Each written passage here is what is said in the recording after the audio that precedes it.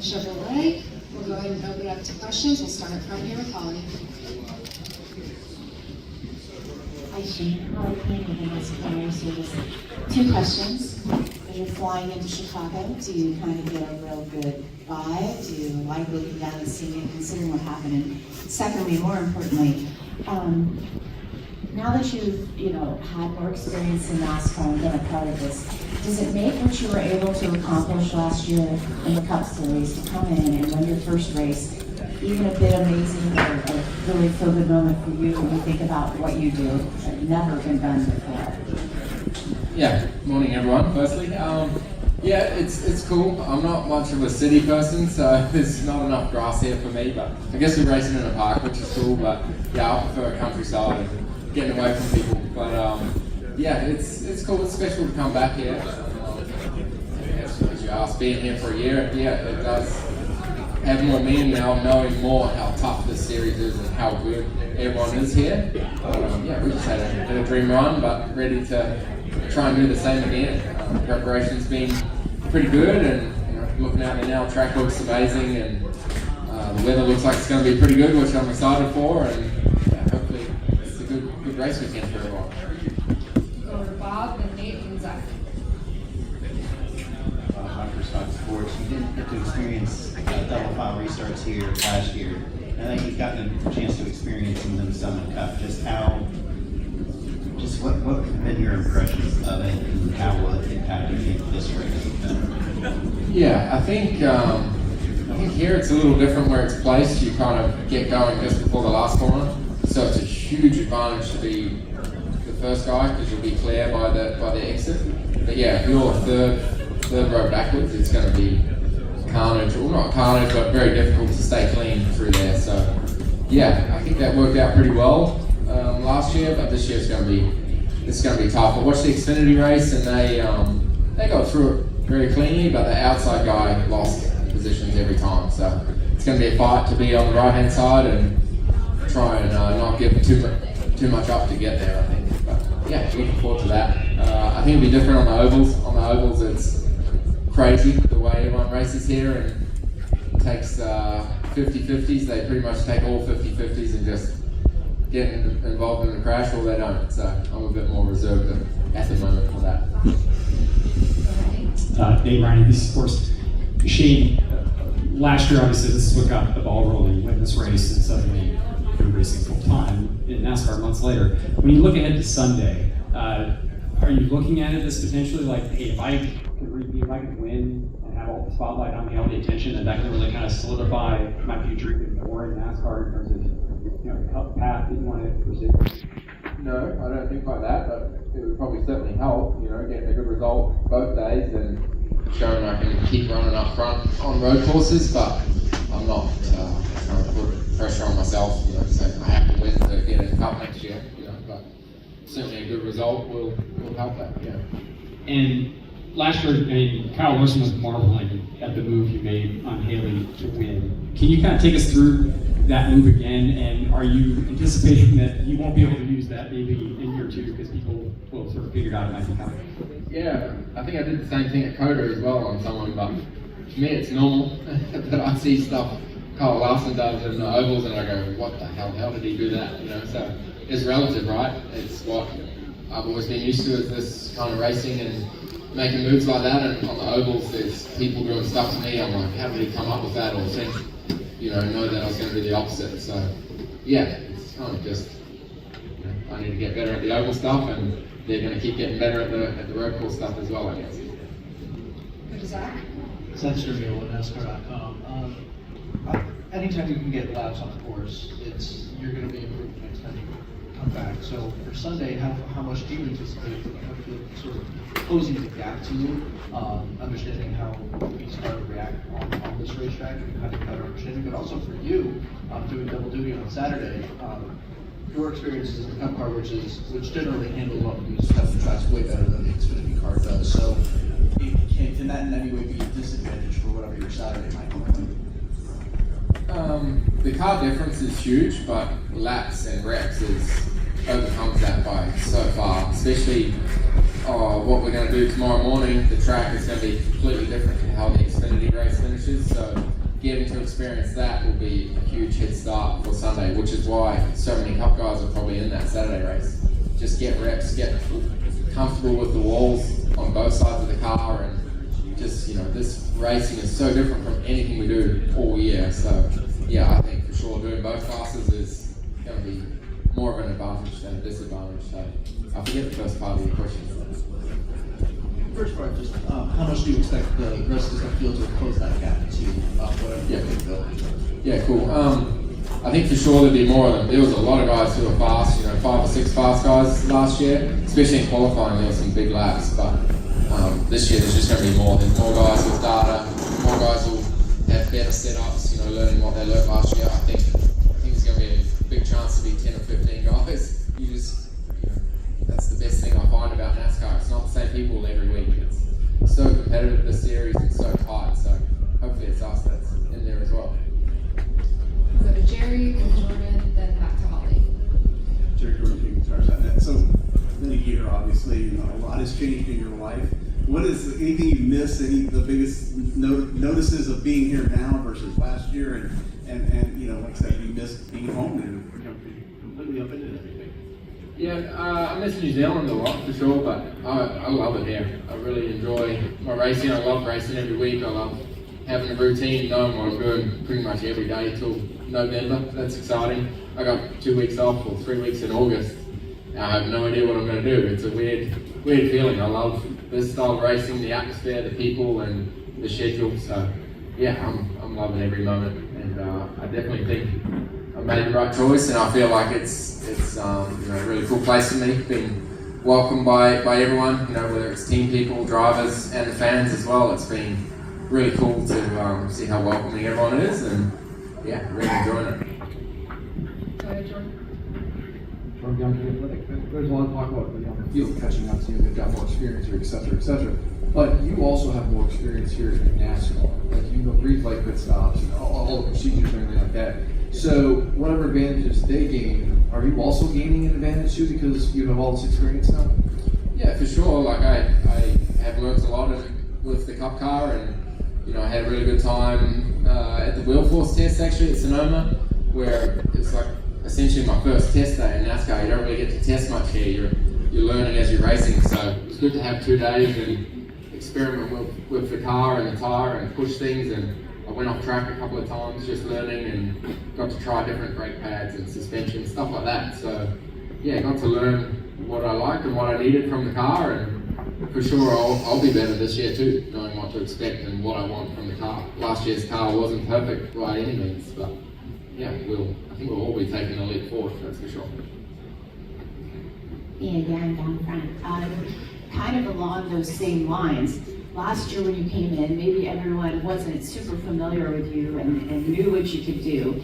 So having said that, this year do you come back and there's a slightly different vibe? I mean, they know this is the guy that's setting the standard, and do you expect it to race it all differently?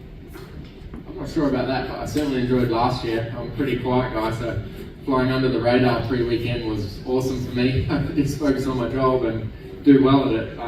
Yeah, the media stuff's pretty overwhelming sometimes, but getting used to it. But yeah, I know for sure there's probably a target on us, and people are going to be looking at us a lot more and trying to study what we're doing. But yeah, just got to keep our head down and expectations in check, and our prep has been really good with all the call-it guys, and then obviously some track house input as well. So yeah, I feel ready to go and prepared, and just got to go out there and do it. Go to Jeff, then back to Nate, then Jordan in the back. Shane over here. You said you enjoyed flying under the radar, but there seems to be some, like when you look back on it now, the announcers could barely pronounce your name. I mean, you had the drivers, even after the race, who were like, I didn't really know that guy before this at all. Was there any sort of thing, even in the back of your head, that was like, there's a little bit of disrespect to you? Like, I'm a 3-time Tour Car champion. Like, nothing like that? No, not at all. I think the funniest one was Brad Keselowski did a tweet afterwards, and we did the track walk, and must have been next to each other, and he's going, do the track walk, I have no idea who this guy is, but now I do, or whatever. So I found that pretty funny, but yeah, I don't know, like, it's hard, especially in this series, when you're racing every week. It's hard to have the blinkers off and watch other racing. You're so ingrained in what you're doing and focus on yourself. So I wasn't angry, I guess, or disappointed in them at all. It was cool to just come in and let that change pretty quick after practice and quality, I guess. Yeah. Over to Nate.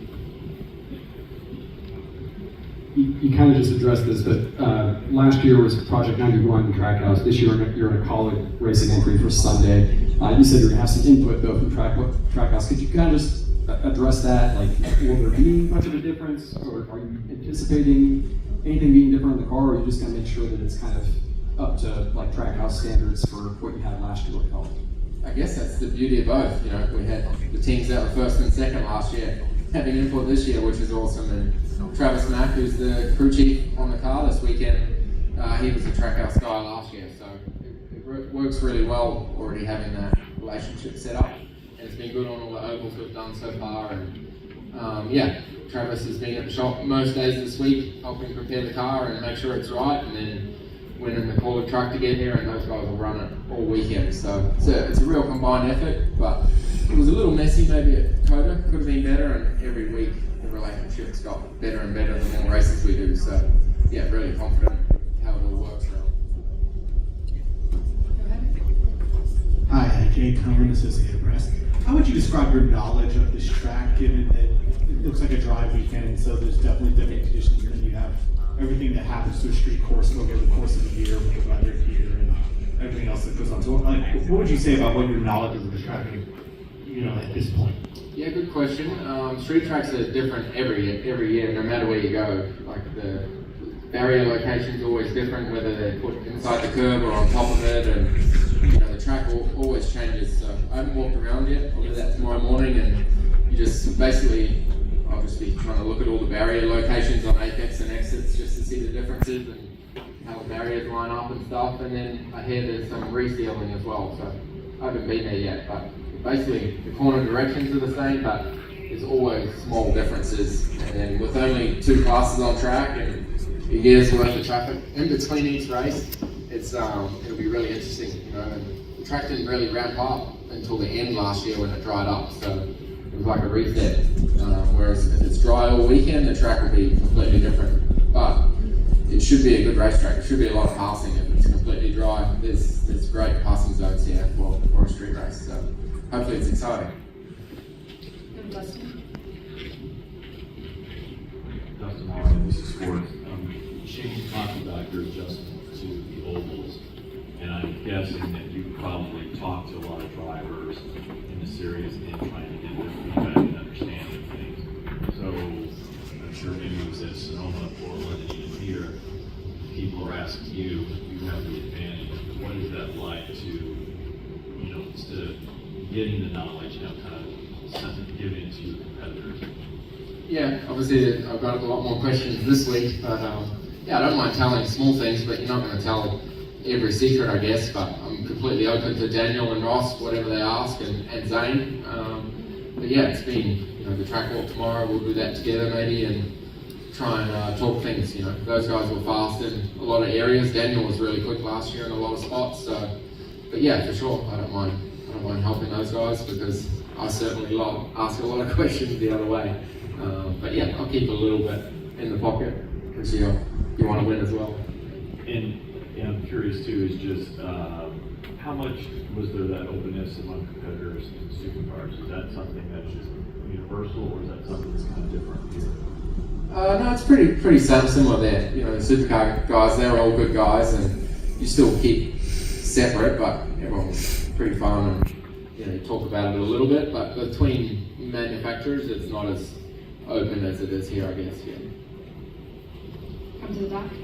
Noah Poser, Northwestern. I just wanted to know, how do you deal with changing expectations from going from ovals where you're still learning and not having much expected of you on ovals at this point in your career, versus going to a road or street course where you're automatically expected to contend for the win? Yeah, good question. I kind of just have been letting the road course stuff happen this year and not focusing on it as much, because I just know I'll be good there, and I do the usual prep, but I don't do more so, whereas the ovals, I try and study as much as I can. With S&T, previous races, onboards, I'm I'm trying to soak in as much as I can and really focusing on getting better at the ovals, and I feel like I had. Iowa, I made some errors and had a bad weekend, but I felt like it's been pretty steady progress. And then Nashville was the most comfortable I felt on the ovals, and I feel like I've said that on the last few oval races I've done. So certainly moving forward and getting better and more competitive and racing around pretty good guys, it feels like. But yeah, the road stuff just comes. It's almost like a holiday, a road race weekend for me. I just relax and have some fun. Over to Cole. Cole Kuzma, National Public. Shane, you mentioned earlier with regard to the competitive gap being tightened, that there were a handful of drivers that were really fast last year, and there could be larger size this year going into this race. I'm curious, after watching film and going through the race, who were some drivers that you feel like would be your biggest challenges? Yeah, again, there's so many guys in this series. If they hit it, they can be beyond. There's 10 or 15 really good road races now, and then the rest of the field aren't slugs either. It's pretty impressive how competitive everything is, and especially how much road racing there is now. Everyone's gotten good at it. But yeah, I really enjoyed racing. It was Christopher Bell, Tyler Reddick, and Kyle Larson last year. All of us at the start, and just seeing how comfortable they were, their proximity to the barriers, and how much they were pushing in the wet. I remember being pretty conservative in the wet and let them through a little bit at the start, and it was pretty cool to watch. Those guys, they're relatively inexperienced at this stuff, and they were pushing pretty hard. It was cool to watch, and yeah, I think it'll be those guys for sure up front. But I think it was Denny who was on pole as well. He was going really well. He hit the wall unfortunately early, but he was fast too. Any additional questions? We have one in the back, and we'll go to Bob first. With everybody having their SMT data, can they copy what you do? I mean, is it that simple, or do you feel like all your years of experience, I mean, they can look at it, but it's going to take them a while to be able to do what you do?